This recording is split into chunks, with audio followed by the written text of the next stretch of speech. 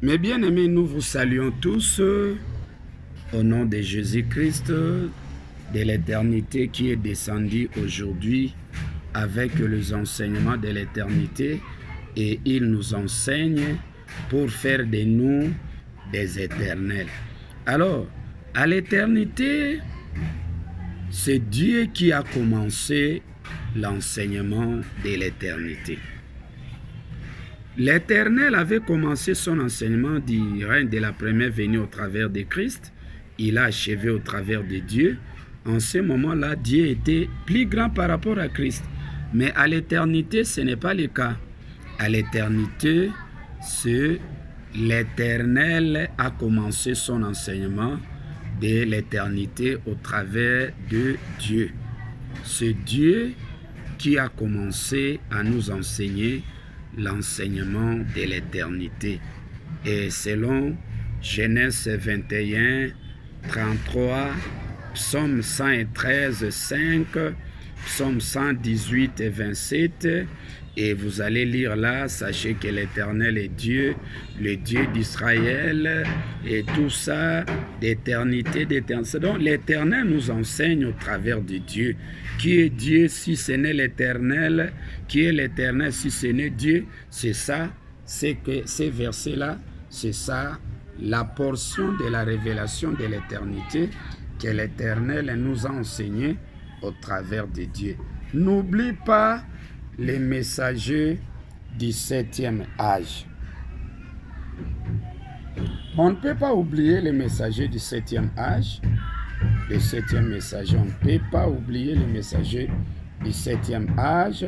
Selon Psaume 68, verset 34, la Bible dit « Chantez à celui qui s'avance dans les cieux éternels. » Et ici, Exode 24, 1, Dieu dit à Moïse, monte vers l'Éternel. Ça, c'est un précurseur de l'éternité. Il monte vers l'Éternel, il récupère les annonces de l'éternité et il descend pour enseigner ses enseignements de l'éternité. Et c'est comme ça, ça c'est 1 Corinthiens 13, 19 à 13, vous allez... Quand le parfait sera venu, donc le parfait, c'est le Dieu de l'éternité. C'est ça, le Dieu tout-puissant. Donc, le Dieu de l'éternité se présente de cette manière ici. Mes excuses. Voilà, c'est comme ça. Donc, c'est ça le Dieu de l'éternité. C'est ça le lion. Proverbe 30 et 30. Et Dieu qui est lion se présente de cette manière ici. Il est, ça c'est le lion, ça c'est un Dieu très saint.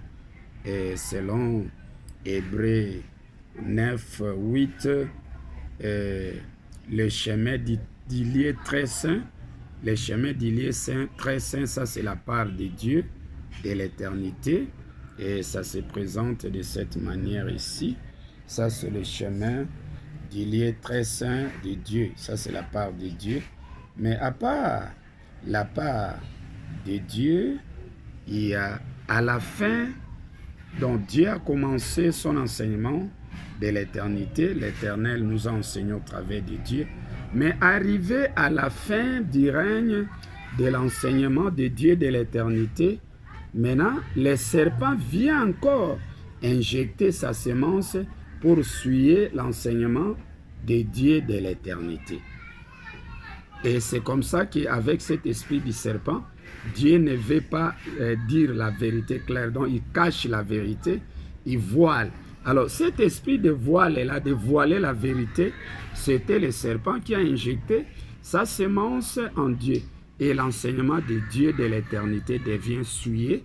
L'Éternel quitte, abandonne Dieu, parce qu'il ne veut pas, il cache la vérité, il anéantit l'enseignement de son frère Jésus-Christ.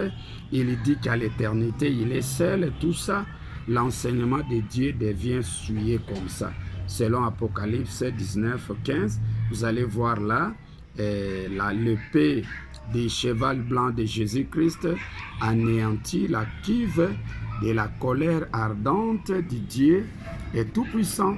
Pourquoi l'épée de Jésus-Christ de l'éternité anéantit l'enseignement du Dieu Tout-Puissant parce que son enseignement devient souillé comme ça. C'est comme ça, Apocalypse 13, 1, vous allez voir là, une bête qui monte de la mer, ayant 10 cornes, tout ça, souillé, tout ça, et c'est le léopard. Au lieu que Dieu soit un lion, il se présente comme un léopard. Et pourtant, les léopards, c'est ça, ce qu'on appelle la piraterie des lions. Donc, il devient acheté comme ça, comme un léopard, à l'éternité, à la fin de la proclamation de son enseignement de l'éternité. Et c'est comme ça qu'il y a même les messagers là, 1 Corinthiens 15, 26, Zacharie 3, vous allez voir, oh, le grand sacrificateur Josué était debout devant l'ange de l'Éternel et Satan qui se tenait à sa droite pour l'accuser. Donc, Satan se tient à la droite pour accuser Dieu, Jérusalem, mais l'Éternel, au travers de Christ, l'Éternel, au travers de Christ, réprimande maintenant Satan, Satan qui vient s'injecter, qui a injecté sa semence dans l'enseignement de Dieu. Donc ici maintenant, l'Éternel corrige Dieu de l'éternité au travers de l'enseignement de son Fils Jésus-Christ de l'éternité. L'Éternel maintenant quitte, abandonne Dieu qui est souillé. Job 1, 6, Zacharie 3, 1 à 3, 1 Corinthiens 15, 26. Et l'Éternel quitte Dieu qui est souillé à l'éternité. Il vient s'incarner auprès de Christ. Et Christ maintenant, l'enseignement de Jésus-Christ de l'éternité. Christ D, donc l'Éternel au travers de Christ de l'éternité, vient maintenant corriger Dieu de l'éternité dont son enseignement est souillé, mélangé avec la semence du serpent. C'est ça, Apocalypse 13, la bête qui monte dans la mer, et 10 cornes. Donc l'enseignement des 10 c'est souillé. C'est comme ça que Christ vient avec sa portion de révélations de l'éternité, et il vient avec, accompagné toujours avec le septième et l'esprit d'Élie, Luc 1, 17, Matthieu 13, ça c'est Christ transformé, transfiguré, Apocalypse 5, 5, ça c'est Christ, le lion de la tribu de Juda.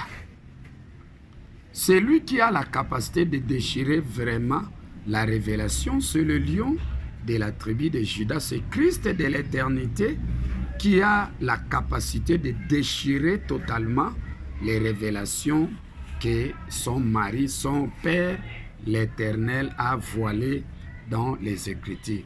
Maintenant, Christ, le lion de la tribu de Juda ici, de l'éternité, vient maintenant avec son enseignement, sa part de l'éternité.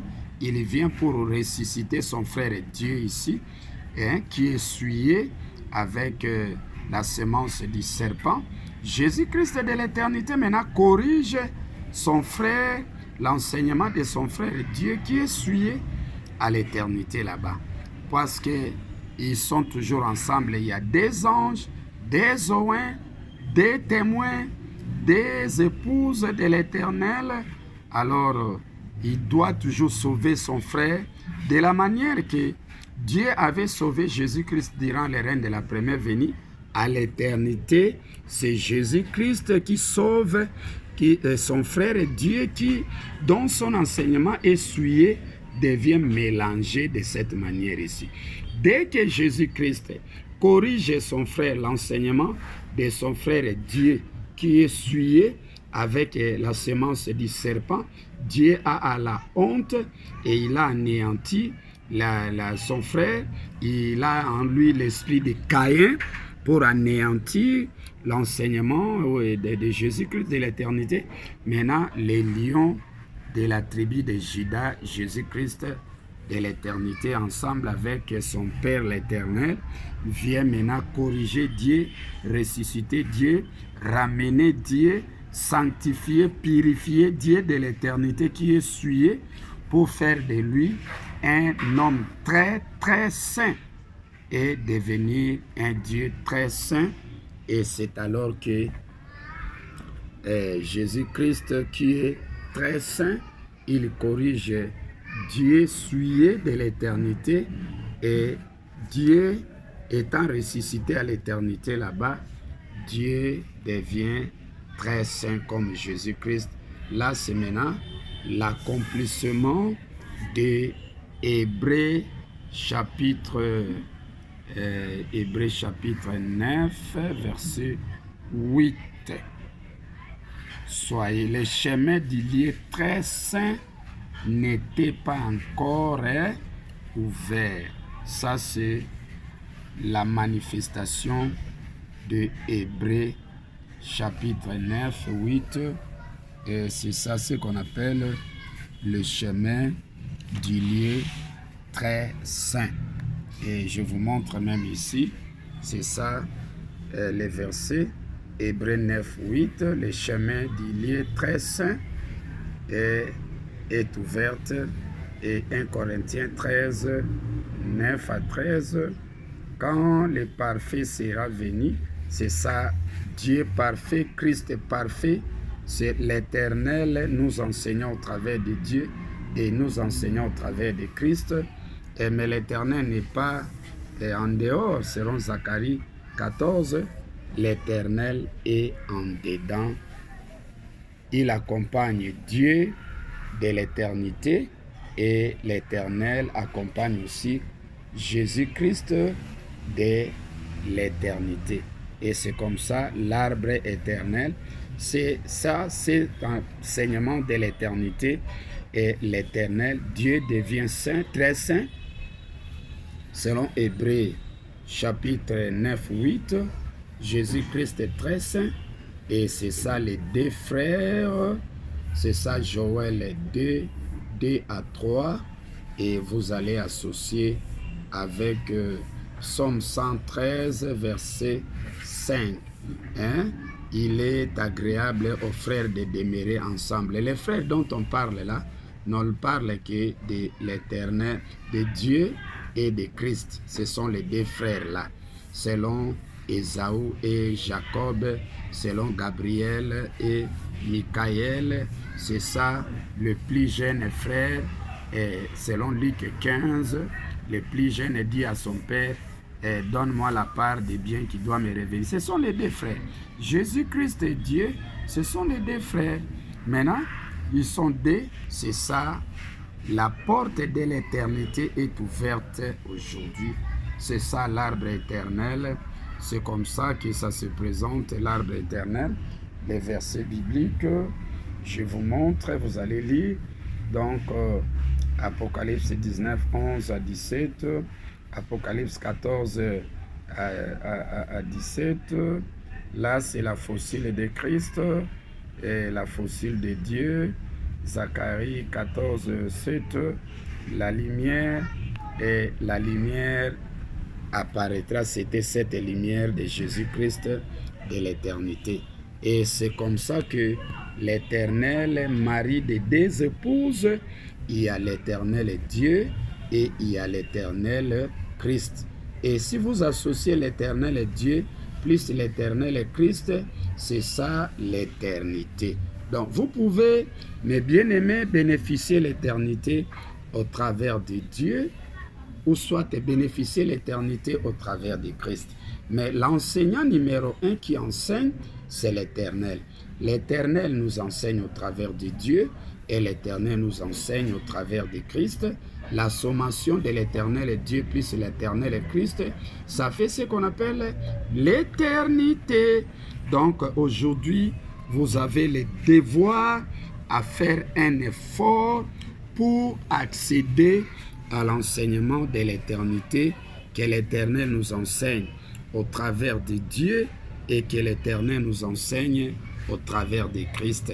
Voilà comment ça se présente les plans de l'enseignement de l'éternité que l'Éternel nous enseigne. Ça, c'est l'arbre éternel. Alors, mes bien-aimés qui étaient dans l'arbre de vie, vous devez faire un effort pour quitter l'arbre de vie et accéder à l'arbre éternel. C'était ça l'arbre de vie. L'arbre de vie est composé comme ça éternel Christ un, éternel Dieu un, selon les jugements de l'Apocalypse ici. Et vous voyez là les versets bibliques, l'arbre de vie. Et l'arbre de vie, c'est ça, la vie éternelle. N'oublie pas les messagers, Jean 17,3, est totalement différent avec l'arbre éternel. C'est ça, Dieu, l'éternel nous enseigne, l'éternel est Dieu et l'éternel en Christ. La sommation, ça fait ce qu'on appelle l'éternité. En tout cas, prochainement, nous aurons encore à parler de l'enseignement de l'éternité. Faites un effort pour amasser ces enseignements de l'éternité. Si vous refusez les enseignements de l'éternité que l'Éternel vous enseigne aujourd'hui au travers de Christ, la porte de l'éternité est fermée. Ne venez pas en retard comme c'était dans Genèse 7 et 16. L'Éternel ferma la porte de l'arche. Non, ça c'est pas l'arche. Ça c'est l'éternité. Ça c'est l'éternité est descendue sur la terre des humains. Alors venez amasser les enseignements de l'éternité. Merci, c'était votre bien-aimé, le pasteur Antoine Lobola, qui vous a enseigné cet enseignement de l'éternité de la part de Christ.